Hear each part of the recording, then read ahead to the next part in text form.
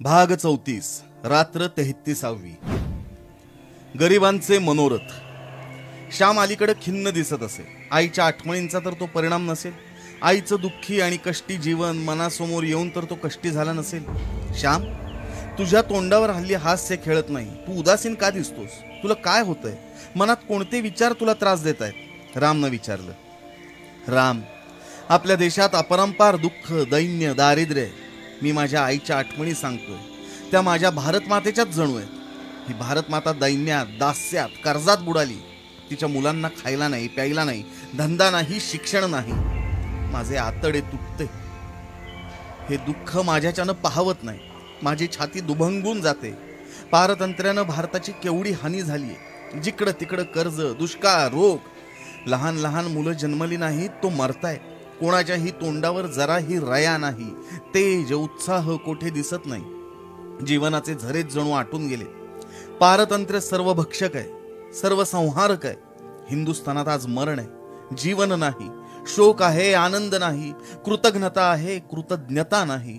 लोभ आहे, प्रेम नाही. पशुत्व आहे, माणुसकी नाही. अंधार आहे, उजेड नाही. अधर्म आहे, धर्म नाही. भीती आहे, निर्भयता नाही. बंधनं आहेत, मोकळेपणा नाही. रूढी आहेत, विचार नाही. हे विराट दुःख, सर्वव्यापी दुःख माझ्या लहानशा हृदयाची होळी करतं. माझ्या आईसारख्या लाखो आया या भारतात आहेत. त्यांची सोन्यासारखी जीवन मातीमोल होत आहेत. मी उदास होऊ नये तर काय करू? श्याम बोले ना. श्याम, दुःख पाहून दुःख दूर करण्यास उठावे. अंधार पाहून उजेड आणण्यास धडपडावे. बंध पाहून बंध तोडण्यास सरसवावे. निराश का व्हावे? वीराला जितकी संकट अधिक, तितका चेव अधिक, स्फूर्ती अधिक, राम म्हणाला. परंतु मी वीर नाही, तुम्ही वीर आहात. मला तुमचा हेवा वाटतो. तुमच्यासारखे निराश न होता सारखे धडपडावे असे मलाही वाटते. परंतु माझ्या आशेचा तंतू तुटतो. माझी ऐट उसनी असते, ती जिवंत आशा नसते. श्याम म्हणाला. निराश होणे म्हणजेच देवाला विसरणे. निराशा म्हणजे नास्तिकपणा. शेवटी सारे चांगले होईल, अंधारातून उजेड येईल असे मानणे म्हणजेच अस्तिक्य भाव. राम म्हणाला. परंतु निशा संपून आलेल्या उशेची पुन्हा निशा होणार आहे ना? जग आहे तिथंच आहे. या जगात काय सुधारणा होत आहे ते मला समजत नाही. जाऊ दे, फार खोलात जाऊ नये. आपल्याला करता येईल ते करावे. दगड उचलावा, काटा फेकावा, फुलझाड लावावे, रस्ता झावा. कोणाजवळ गोड बोलावे, कोणाजवळ हसावे, आजाऱ्याजवळ बसावे, रडणाऱ्याचे अश्रू पुसावे. 2 दिवस जगात राहणे माझ्यासारखे याहून जास्त काय करणार? या फाटलेल्या आकाशाला माझ्यासारखे दुबळे कुठवर ठिगळे जोडणार? अरे, आपण संघटना करू, नवे विचार फैलावू, दैन्य हरू, भाग्य आणू. माझ्या तर रोमरोमी अशा नाचत आहेत. राम म्हणाला. प्रार्थनेची घंटा झाली. बोलणं तेवढंच थांबलं. प्रार्थना मंदिरात सारी मंडळी जमली. अत्यंत शांतता तिथं होती. आज रामच एक चांगलंसं पद म्हणणार होता. गीतेतील प्रार्थना आणि भजन झाल्यावर रामचं पद म्हणू लागला. रामने आशेचं दिव्य गाणं म्हटलं. एक अंधुक हास्य श्यामच्या ओठावर खेळू लागलं. एका विविक्षित वेळी श्यामनंच ते गाणं रचलं होतं. परंतु हा दिव्य अदम्य आशावाद आज कुठं त्याच्याजवळ होता? श्याम म्हणजे आशा निराशांच्या द्वंद्व युद्धाचे स्थान होता. आज हसेल, उद्या रडेल. आज उड्या मारेल, उद्या पडून राहील. श्याम म्हणजे कोडं होतं. प्रार्थना होऊन गेली. श्यामची गोष्टीची वेळ झाली. श्याम बोलू लागला. गड्यांनो, दापोलीहून निराश होऊन मी घरी गेलो होतो. आईजवळ काहीतरी बोलण्यासाठी मी गेलो होतो. आई, या शाळेत शिकणं आता अशक्य झालंय. वडील फी देत नाहीत. शाळेत नादारी मिळत नाही. मी करू तरी काय? वडील म्हणाले, शाळेत नादारीसाठी उभा राहा. मी वर्गात नादारीसाठी उभा राहिलो तर मास्तर म्हणाले, अरे श्याम, गरीब कायस तू, बस खाली. आई, आपण एकदा श्रीमंत होतो हे लोकांना माहितीये. परंतु आज घरी खायला नाही ते त्यांना माहिती नाही. सांगितले तर पटत नाही. वर्गातली मुलं मला हसतात. मी खाली बसतो. श्याम, तू आता शाळा सोडून दिलीस पाहिजे. आई शांतपणे म्हणाली. आई, आताशी तर 5वी आत्ता मी पास झाली. एवढ्याच शाळा सोडून काय करू? आज माझा काय उपयोग आहे? मला आज काय कमावता येणार आहे? मी आईला विचारलं. तुला कोठेतरी रेल्वेत लावून देऊ असे म्हणत होते ते तरी काय करतील? तुला फी वगैरे द्यावी लागेल. घरी कुरकुर करतात. शाळा सोडणे हेच बरे. धर हो कोठेतरी नोकरी. मिळाली तर धर. आई म्हणाली, आई, एव्हानापासून का नोकरी करावयास लागू? या वयापासून का हा नोकरीचा भुंगा पाठीमागे लावून घेऊ? आई, माझ्या केवढ्याल्या उड्या, केवढ्याले मनोरथ, किती स्वप्न. मी खूप शिकेन, कवी होईन, ग्रंथकार होईन, तुला सुखवीन. आई, साऱ्या आशांवर पाणी ओतायचं, सारे मनोरथ मातीत लोटावयाचं. मी जणू कवी होऊनच बोलत होतो. भावना मला बोलवीत होती, माझ्या ओठांना नाचवीत होती. श्याम, गरिबांच्या मनोरथांना धुळीतच मिळावे लागते हो. गरिबांच्या स्वाभिमानाला मातीत मिळावे लागते. गरिबांना पडेल ते करणे भाग आहे. पुष्कळशा सुंदर कळ्या किडीच खाऊन टाकतात. आई म्हणाली, आई, मला फार वाईट वाटते. माझ्याबद्दल तुला काहीच नाही का ग वाटत? तुझ्या मुलांच्या जीवनाचे मातेरे व्हावे असे वाटते तुला? मी मोठा व्हावे असं नाही वाटत तुला? मी आईला विचारले. माझ्या मुलाने मोठे व्हावे, परंतु पित्याला चिंता देऊन नाही, पित्याला दुःख देऊन मोठे होऊ नये. स्वतःच्या पायावर उभे राहून मोठे होता येत असेल तर त्याने व्हावे. पित्यावर विसंबून राहावयाचे तर त्यांच्या इच्छेप्रमाणे वागले पाहिजे. आई म्हणाली, आई, मी काय करू? मला मार्ग दाखव. आजपर्यंत तू मला शिकवलंस, यावेळेस काय करू ते तूच सांग. मी आईला म्हटले. आई बाप सोडून ध्रुव रानात गेला. घरदार सोडून तो वनात गेला. देवावर व स्वतःवर विश्वास ठेवून तो रानात गेला.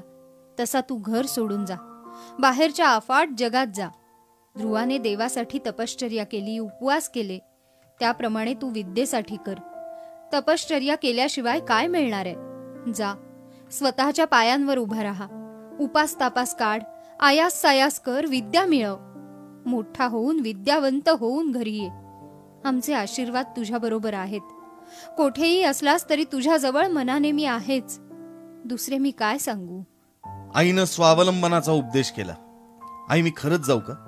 माझ्या मनातलं तू बोललीस, माझ्या हृदयात तू आहेस, म्हणून माझ्या हृदयातले सारे तुला कळते. आई, तिकडे एक औंध म्हणून संस्थान आहे. तिथं फी वगैरे फार कमी आहे. मी जाऊ तिकडे? मादुकरी वगैरे मागून जेवण करीन. त्या लांबच्या गावात मला कोण हसणार आहे? तिथं कुणाला मी माहितीये, कुणाचं काहीही काम करेन. तू कामाची सवय मला लावली आहेच. ओळखीच्या लोकांच्या दृष्टीआड असलं की झालं. जाऊ ना? मी आईला विचारलं. जा, मादुकरी मागणे पाप नाही. विद्यार्थ्याला तर मुळीच नाही. आळशी मनुष्याने भीक मागणे पाप. जा, गरीब विद्यार्थ्याला मादुकरीची परवानगी आहे.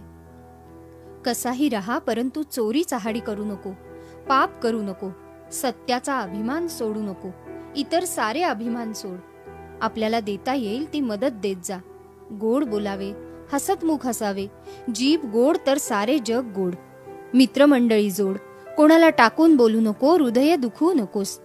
अभ्यास कर, झटून कर. आई बापांची आठवण ठेव, बहीण भावांची आठवण ठेव. ही आठवण असली म्हणजे बरे हो. ही आठवण तुला तारील, सन्मार्गावर ठेवील. जा, माझी परवानगी आहे.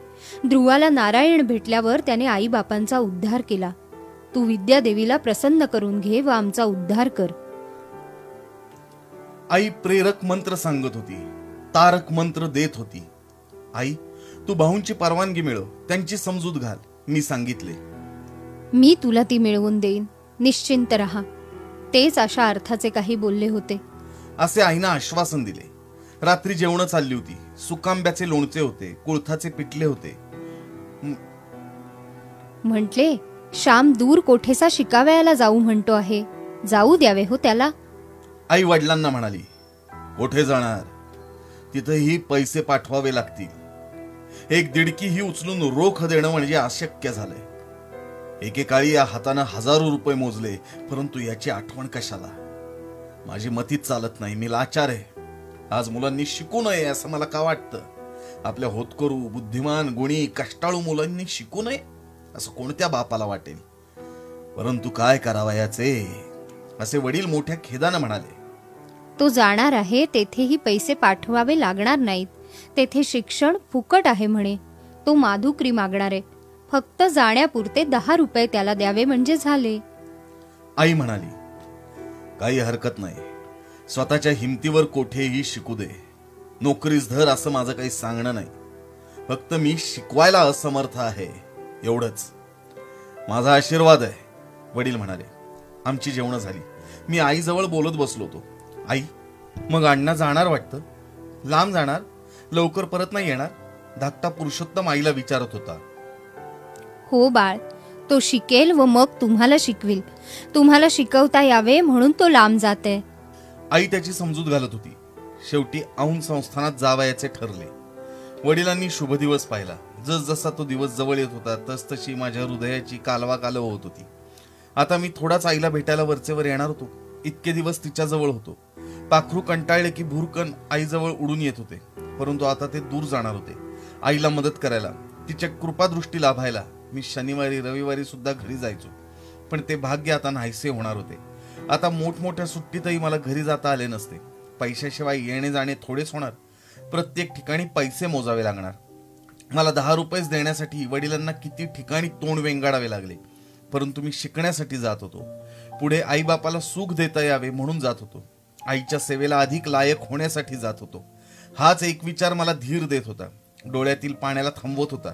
परंतु मी दूर गेल्यावर आईला कोण, तिचे पाय सुट्टीत कोण चेपील? श्याम, तुझे हात कसे थंडगार आहेत. ठेव रे माझ्या कपाळावर. कपाळाची जशी लाही होते. असं आईला कोण सांगेल? तिचे लुगडे कोण धुईल? जेवताना तिच्याबरोबर गप्पा मारून तिचे 2 घास जास्त खावे म्हणून कोण खटपट करेल? दळताना कोण हात लावेल? खोपटीतील लाकडं तिला कोण आणून देईल? आई, मी थारोळे भरून ठेवतो म्हणून कोण म्हणेल? अंगण सारवायला शेण कोण आणून देईल? विहिरीवरून घागर कळशी कोण भरून आणील? मी घरी गेलो की आईला सारी मदत करायचो.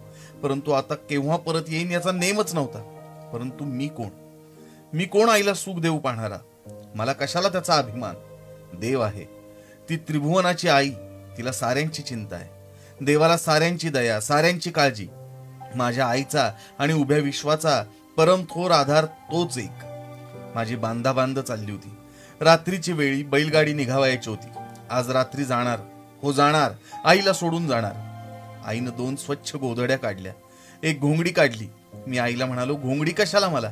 एक तरट खाली घालीन, त्याच्यावर एक गोधडी, दुसरी गोधडी पांघरायला. तुला थंडी भरून आली म्हणजे पांघरायला ही गोधडी असू देत, मला नको. अरे, तू परक्या मुलखात चाललास. तेथे ना ओळख ना देख. आजारी पडलास, काही झाले तर असू दे हो आपले बाळ. आमचे येथे कसेही होईल. माझे ऐक. असं म्हणून ती घोंगडीही माझ्या वळकटीत तिनं बांधली. मला थोडा चिवडा करून दिला. थंडीच्या दिवसात ओठ फुटू नयेत म्हणून कोकंब तेलाचा तुकडा दिला. आगबोट लागू नये म्हणून 4 आवळ्याच्या वड्या दिल्या. 4 बिब्बेही बरोबर असू देत असं म्हणाली आणि लोटाच्या कोनाड्यातून तिनं ते काढून आणले. माझी ममताळू कष्टाळू आई. बारीक सारीक गोष्टीतही तिचं लक्ष होतं. रात्री 9 वाजताच गाडी येणार होती. कसे तरी जेवण उरकले. पोट आधीच भरून आले होते. आई भातावर दही वाढले. थोडा वेळ गेला, गाडी आली. वडिलांनी सामान गाडीत नेऊन ठेवले. मी धाकट्या भावाला म्हटलं, आता तू हट्ट करत जाऊ नकोस. आईला तू मदत कर. बाळ, आईला आता तू, असं म्हणून मी त्याच्या पाठीवर हात फिरवला. मी देवांना नमस्कार केला. आईनं सुपारी दिली, ती देवांना ठेवली. नंतर वडिलांच्या पाया पडलो. त्यांनी पाठीवरून हात फिरवला. ते काही बोलू शकले नाहीत आणि आईच्या पायावर डोकं ठेवलं. ते पाय अश्रूंनी भिजले. आईनं चुलीतला अंगारा आणून लावला. शेजारच्या जानकी वहिनींकडे गेलो. त्यांच्या पाया पडून म्हटलं, माझ्या आईला तुम्ही जपा, आजारीपणात मदत करा. जा हो श्याम, आम्ही आहोत आईला, काळजी करू नको. त्या म्हणाल्या. पुन्हा आईजवळ आलो. सांभाळ हो, ती म्हणाली. मी मानेनं हू म्हटलं. निघालो. पुन्हा पुरुषोत्तम जवळ येऊन मला झळमला. पुन्हा त्याला मी पोटाशी धरले.